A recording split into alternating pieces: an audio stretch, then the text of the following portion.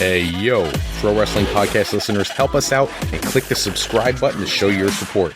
Hello, everyone. Welcome to this episode of the Pro Wrestling Podcast. This is episode 55. And like I said last episode, starting this week, we changed things up a little bit. This week, we're going to separate Raw and Smackdown reports, and then we'll keep our news and the rumors and all that stuff separate on their own podcast episodes so we can really focus on the meat of these different shows.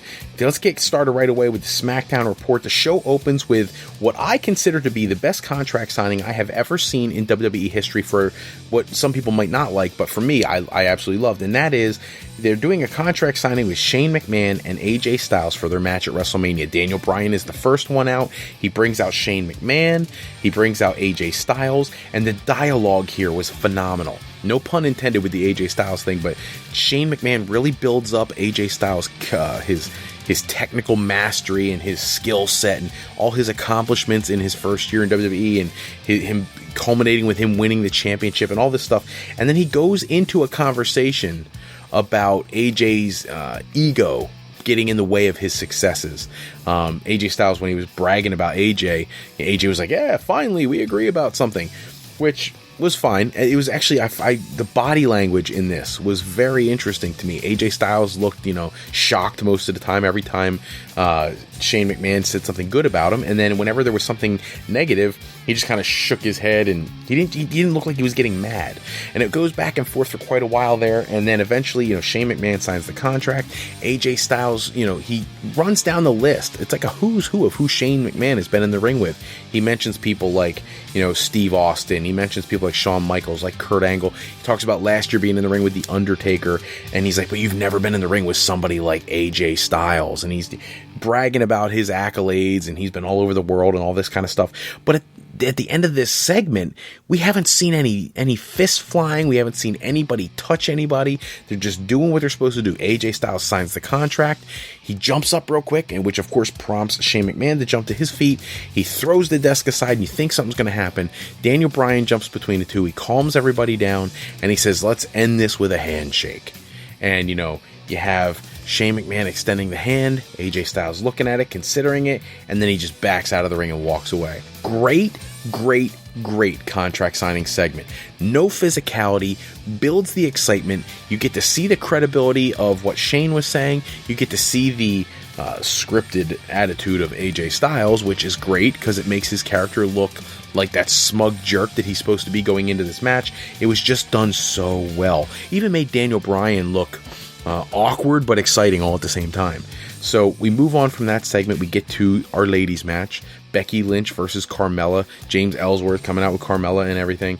And on commentary, we have Mickie James and Alexa Bliss. So the match gets started. It does not go very long, about 2-3 minutes. We hit a commercial break. When we come back, we've got interference by Mickie James and Alexa Bliss. And somehow this match morphs into a tag team match, which I almost feel like a broken record. Like, you could see these things coming. I don't know why they don't just present us the match you want to show us. You don't need all this, we're going to have a singles match. No, never mind. We're going to go to a tag team match. Oh, wait a minute. Natalya's going to be at ringside now, and then she's going to get involved in the match. The match was going well until Natalya got in the ring. Natalya gets in the ring. She's interfering. She's smacking everybody around. And then the biggest disappointment that I've had in several weeks in WWE, and that's saying something because they've done some really silly things in the past few weeks. They spoil Naomi's return. Naomi comes out of the ring and she cleans house. Why would you bring Naomi out 5 days before WrestleMania when you could have saved her even though we all know she was coming?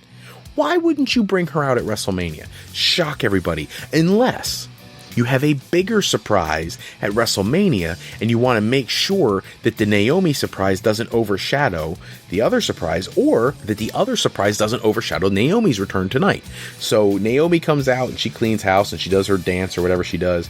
And I mean, it was a fun segment. Don't get me wrong, I enjoyed it. But when you're 5 days from WrestleMania, I don't understand it. For me, I like surprises. And at the biggest show of the year, that's where you want the most surprises. If it was me, I would have booked this differently, and I would have kept Naomi off television until WrestleMania. Tyler Breeze, what has to be described as one of the most awkward, uncomfortable, and in some ways socially unacceptable interviews is in the back. He's talking to Daniel Bryan about how he wants to go into the SmackDown Women's Championship match. He's dressed up like Nikki Bella like he did last week. I don't know if they realize all the people they may be offending by putting him in this gimmick right now, but I really hope they figure it out, because just horrible. This is like the wrong time to be messing with this stuff. There's too much tension revolving gender right now. We do not need people offending anyone by acting in this manner on a professional wrestling show. It's just my opinion. But I love that they actually pull the wig off and he goes, "Oh, you're Tyler Breeze." Like he was shocked that it was Tyler Breeze. Daniel Bryan, he is always going to be amazing as far as a wrestler is concerned, but he is truly evolving into one of my favorite interview / talking smack, whatever you want to call it, segments every show. Every time he's out there, I love listening to him talk. I think he's funny. So that goes down, and of course enter Fandango, who comes in. Breezango's standing there, they're complaining, and they end up being entered into a match later in the evening. Here's where I get confused. Daniel Bryan says he has 2 spots remaining for the Andre the Giant Memorial Battle Royal, and that if Breezango goes out into this match, they could earn their way into the match. When we get to that match later, I'll explain why I'm thoroughly confused, and I don't understand at all what the heck just happened. We move past that segment, we go out, and now we got the Miz and Maurice out there again, and they have recorded another episode of their Total Bellas knockoff, which it was awesome this week. I'm not a fan of Total Bellas at all to begin with. It's not my thing. I'm a wrestling fan. I like reality shows. I like Survivor. I like, The Amazing Race. I like things like that. I can even handle Big Brother. I'm not a fan of Total Divas. Couldn't care less. And this seemed just ridiculous and ludicrous, but for what they're trying to build this match to be, it was perfect. They do their whole shtick again, and here comes John Cena and Nikki Bella out to the ring eventually. This segment actually went over a commercial break and continued later. It was like it really was an episode of Total Bellas or something. Cena and Nikki Bella are out there, and what I love about this whole feud, nobody going into this wanted to see this match. I think in the creative minds of the people at WWE, there was a point in time where they truly thought that they were going to be able to pull off Dean Ambrose and The Miz, and somehow they would fold Renee Young into the equation with Maurice. And I think that fell apart because they thought John Cena was going to be wrestling somebody else, and then he was going to wrestle somebody else, and John Cena was originally going to wrestle against The Undertaker. That fell through because The Undertaker might not be doing this anymore, and I want to wrestle Roman Reigns. Well, now who are you going to put John Cena against? Then the rumor came out that he was going to go against Samoa Joe, and anybody who knows anything about Cena and Samoa Joe, they actually tore it up for UPW years ago. And so that was exciting for real hardcore junkies like me. And then all of a sudden it was like, well, Samoa Joe's going to Raw, so that's off. So then we get left with this match, which has not meant a thing to anyone. It still doesn't mean much to me, but at least now, with all this worked shooting that keeps going on and all these interviews, you think that Nikki Bella kept you off Total Divas? You think she kept you out of this company? Like, I love it. I love that they're using real life frustration and anger, and they're putting that into this feud, because the people are smart. We're smart marks now. We know what's going on. So acting like these things don't exist for the sake of a storyline is stupid. Putting them in there is genius. So even though I have no interest in this match at WrestleMania, I'm enjoying the mic work and the promos going on between these two teams. It's making for interesting television. We finally get to that match I referenced earlier, the one with Breezango. So you got Mojo Rawley, American Alpha, Heath Slater, and Rhino on one team. This is a 10-man tag team match going against the Usos, Breezango, and Dolph Ziggler. Now, after Daniel Bryan earlier in the show said he only had 2 spots left to fill for the Andre the Giant Memorial Battle Royal, we've got 10 guys out there. How are 2 people being pulled from those 10, and Mojo Rawley's already in the match? What's going on? Like, I don't understand. You should have pulled Mojo Rawley out of the match and inserted somebody like Apollo Crews or somebody of that nature who you may not have declared. Actually, I guess Apollo Crews has been announced for the Battle Royal too, so find somebody, put Kalisto, or put somebody in there who's not declared for the Battle Royal, so at least you don't know what's going on. And then, the end of the match, you get to see, Tyler Breeze actually hits some great moves at the end of this match, a great enziguri up in the corner and whatnot, but of course, Mojo Rawley comes in and waffles him and picks up the win. So I don't know how this works, because later in the show, they're running through all the matches for WrestleMania. When they get to the Andre the Giant Memorial Battle Royal, pretty much everybody who is in this tag team match, this 10-man tag team match, is on the image. Everybody. What was the point? You know, if 8 of the guys were already in it and Breezango were the only 2 that could have fought their way in, and then they're still in the graphic anyways, I don't understand. What the heck was that segment in the back? I only have 2 spots left. Well, great, then put them into like a 4-team match, and the winning team is in. Because American Alpha, the Usos, Rhino and Heath Slater, they weren't announced for the Andre the Giant Battle Royal before this, so you could have those 4 teams go out and the winner gets in, and then found some other way to add the other people. I don't care, but it didn't make sense the way they booked it on this show. Luke Harper has a segment in the back. He's going to be facing Bray Wyatt in the main event. I was looking forward to this at a pay-per-view, but I guess you have to do it before Mania, because otherwise you kind of have this Luke Harper thing floating around out there, and he's not involved in any match at Mania. How do you not book Luke Harper in any match at WrestleMania? Just so you understand why I'm frustrated with that. Luke Harper goes from being a member of the Wyatt family, he gets kicked out of the Wyatt family courtesy of Randy Orton, who's in the main event. He gets kicked out of the Wyatt family he was with for so long with Bray Wyatt, who's in the main event. Now he's out of the Wyatt family. He goes and he fights his way into a number 1 contenders battle royal where it clearly, whether it was an accident or not, he looks like he defeats AJ Styles, because Styles falls first in the battle royal. Then they go into the next week and he has just an amazing match with AJ Styles. So this guy that you've built up, all of a sudden, boom, hey, guess what? You're not even on the card. You're not in the show. You're just sitting on the sidelines doing a whole lot of nothing. What? Luke Harper deserves to be in a premium match at WrestleMania. He's earned that right by being one of the best performers on the entire roster. He is as good or better than Dolph Ziggler, and people scream and yell when Dolph Ziggler isn't included in main events. Here's this guy who is every bit as good and every bit as talented, and he's sitting on the sidelines. Absolutely frustrating. You get to the match, Luke Harper versus Bray Wyatt. This is actually, and I just got done saying all the great things Luke Harper's done. This was like a coming out party for Luke Harper. He looked amazing. He was tearing it down with Bray Wyatt, hitting flips over the top rope and hitting all his moves, big boots to the face and every other thing. It was awesome.